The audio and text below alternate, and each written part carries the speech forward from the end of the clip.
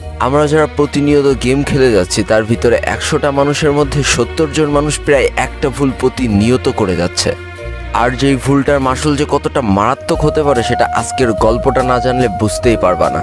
বন্ধুর প্রতি বন্ধুর যে ভালোবাসা এবং দিন শেষে তাকে হারিয়ে ফেলার যে বেদনা, এটা শুনলে তুমিও আমার মতো অনেকখানি কষ্ট পেতে চলেছ।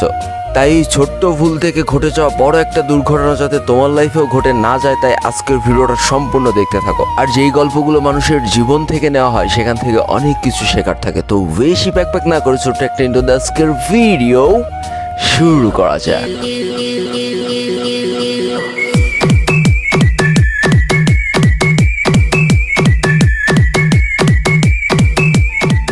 আজকের গল্পটি উঠে এসেছে কুমিল্লা থেকে, আর যার সূত্রপাত ঘটেছিল 2022 সালের মাঝামাঝি অবস্থানে।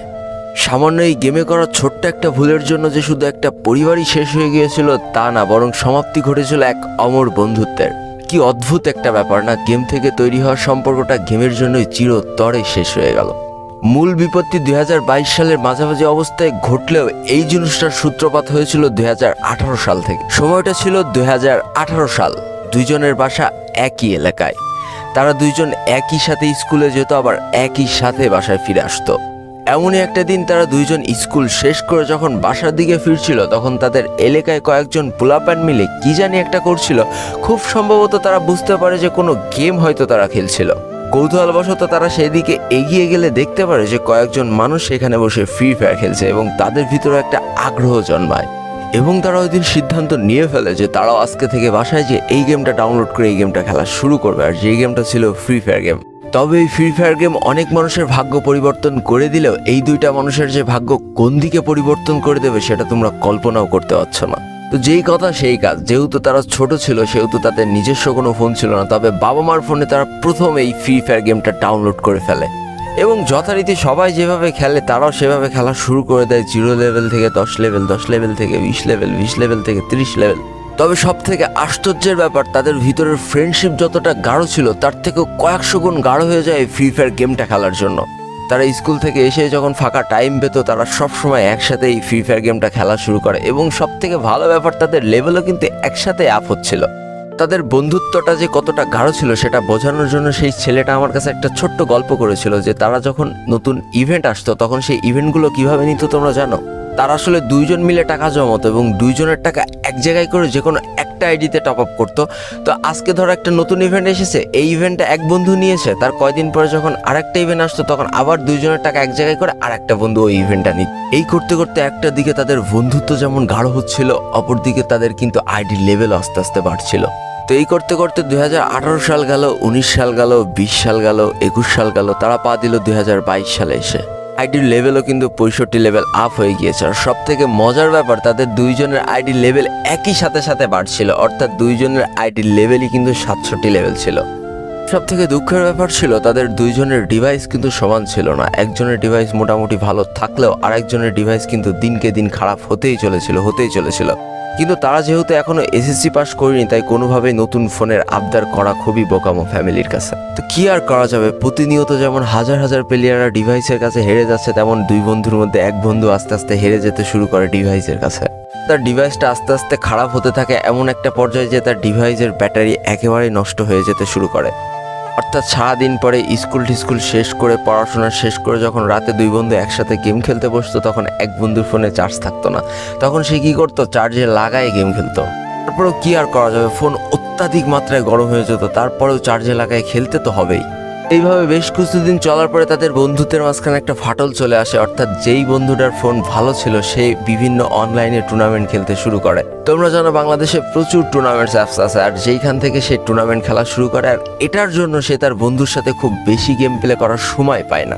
এদিকে এক বন্ধু টুর্নামেন্ট খেলছে, ওইদিকে আর এক বন্ধু ম্যাপ ম্যাচ খেলছে। তো ম্যাপ ম্যাচ খেললে তো আইডি লেভেল একটু বেড়ে যায়। এই করতে করতে 2 লেভেল আপ হয়ে গিয়েছিল যেই বন্ধুটার ডিভাইস খারাপ ছিল, অর্থাৎ যে একটু কম পারতো তার লেভেল হয়ে গিয়েছিল 69, আর যে এখনো পর্যন্ত টুর্নামেন্ট খেলেই যাচ্ছিল তার লেভেল সেই 67তেই পড়েছিল। তো এটার জন্য তাদের বন্ধুত্বের মাঝখানে প্রথম দূরত্ব শুরু হতে থাকে। এ বলে তোর থেকে আমি ভালো খেলি, তো ও বলে আমার যদি ভালো ফোন থাকতো তাহলে আমি তোকে 7-0 হারিয়ে দিতে পারতাম। এইভাবে বেশ কয়েকটা দিন চলে যায়। আমরা চলে আসি 2022 সালের মাঝামাঝি সেই কালো অধ্যায়ের দিনটা। 8-10টা দিনের মতো এই দিনও এক বন্ধু টুর্নামেন্ট খেলছে, তো আর এক বন্ধু ম্যাপ ম্যাচে খুব মনোযোগ সহকারে নিজের র্যাঙ্ক আপ করছে। তো মোটামুটি টুর্নামেন্ট শেষ করার পরে অনেক দিন পর দুই বন্ধু আবার একই লবিতে দাঁড়িয়ে আছে। তো হঠাৎ করে যেই বন্ধুটা টুর্নামেন্ট খেলতো, অর্থাৎ যার ভালো ডিভাইস, সে হঠাৎ করে বলে ওঠে, কিরে তুই তো লেভেল আপ করে ফেলেছিস, ভালোই প্রো প্লেয়ার দাবি করিস নিজের, তো আমার সাথে কি একটা হবে নাকি অন ভার্সেস অন? তো যেই বন্ধুটার ফোনটা খারাপ ছিল সে বারবারই বলতে থাকে যে দেখ বন্ধু, আমার তো ফোনে চার্জ নেই, আমার প্রচুর পরিমাণ ল্যাগ দেবে, এমনি ফোন চার্জে লাগানো রয়েছে আর ফোন প্রচুর পরিমাণ হিট হয়ে রয়েছে, আজকের দিনটা বাদ দে, কালকে তোর সাথে খেলা হবে যখন আমার ফোনে চার্জ থাকবে।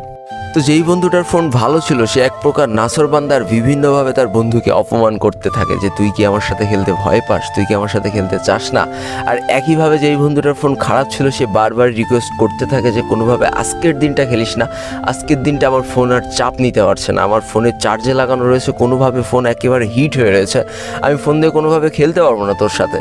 তো শেষমেশ কি আর করার, সেই নাসরবান্দা বন্ধুর অপমানের জ্বালা সহ্য না করতে পারে যেই বন্ধুটার ফোন খারাপ ছিল সে অবশেষে চ্যালেঞ্জ অ্যাকসেপ্ট করেই ফেলে এবং রাজি হয়ে যায় তার সাথে অন ভার্সেস অন একটা কাস্টম খেলার জন্য। তো যেই কথা সেই কাজ, হয় আজকে বন্ধুত্ব আরও গাঢ় হবে, নাই বন্ধুত্ব আজকে এইখানে শেষ হবে, তাও ওয়ান ভার্সেস অনে কেউ কারো ছাড় দিতে রাজি না। প্রথম ম্যাচে যেই বন্ধুটার ভালো ফোন ছিল সে জিততে পারলো, দ্বিতীয় ম্যাচ কিন্তু ঠিকই সেই যার নষ্ট ফোন সেই জিতেছিল।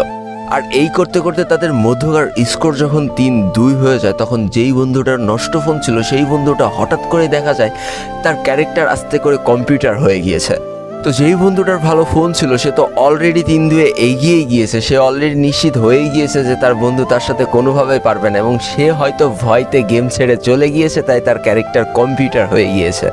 এই চিন্তা ধারণা থেকে সে তার বন্ধুরা আরও বেশি করে পিটাতে থাকে আর চিন্তা করে যে স্ক্রিনশট নিয়ে কালকে সবাইকে দেখাবে আর বলবে যে আমার বন্ধু আমার থেকে কম পারলেও তার মুখের ফাপড় কিন্তু হেভি লেভেলের, সে সবার কাছে বলে বেড়ায় সেই সব থেকে ভালো প্লেয়ার। তো এই করতে করতে বেশ কয়েকটা রাউন্ড পার করে ফেললেও কোনোভাবে তার বন্ধু আর গেমে ব্যাক আসে না।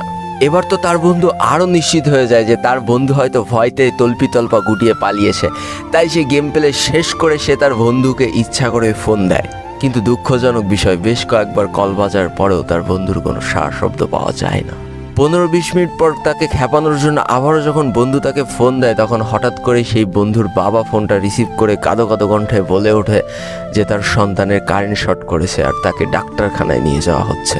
মুহূর্তে তার বন্ধুর মাটির তলা থেকে পা সরে গিয়েছিল যে তার ভুলের জন্যই কি তার বন্ধু আজকে কারেন্ট শর্ট খেয়েছে।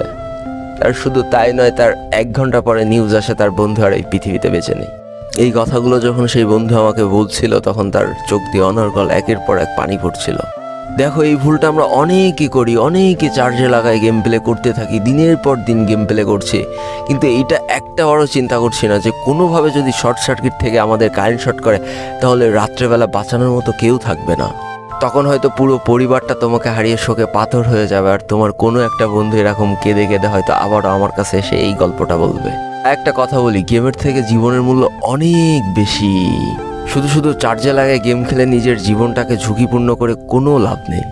এখনও সচেতন হও, নিজেকে ভালোবাসতে শিখো আর মানুষের কথায় প্রভাবিত হয়ে কখনো one versus one custom challenge করে বসো না। তুমি হয়তো তোমার অবস্থান থেকে ভালো খেলো, তোমার সামনে যে আছে সেও হয়তো তার অবস্থান থেকে ভালো খেলে। আর যারা ভালো খেলতে পারছে না তাহলে তাদের পিছনের কারণটা একবার হাতড়ে দেখার চেষ্টা করো। হয় তাদের ভালো ডিভাইস নেই, নাই তাদের ভালো গান স্কিল নেই, নাই তারা হয়তো গেমে বেশি টপ আপ করতে পারে না দারিদ্রতার কারণে। তাই বলে এই নয় যে তুমি একটু ভালো খেলা শিখে তাদেরকে অপমান করবা। তো বন্ধুকে হারানোর 2 বছর পরেও যখন সেই বন্ধুটা আমার কাছে এই গল্পগুলো করছিল তখন তার চোখ বেয়ে অনর্গল পানি পড়ছিল। আর আমি সেদিনই বুঝতে পেরেছিলাম যে বন্ধু হয়ে বন্ধুকে হারানোর কষ্টটা আসলে কতখানি। তো আজকের ভিডিওটা এই পর্যন্তই ছিল। ভিডিওটা ভালো লাগলে অবশ্যই একটা লাইক করে ফেলো, কমেন্ট করে দিও আর বন্ধুদের কাছে শেয়ার করে দিও। আজকে আমি বিদায় নিচ্ছি টুয়েলভ লোল গেমের পক্ষ থেকে। ততক্ষণ সবাই সুস্থ থেকো, ভালো থেকো আর তোমাকে একটা যে মানুষগুলো ভালো আছে তাদেরকে অনেক ভালো রেখো। Tata, bye bye.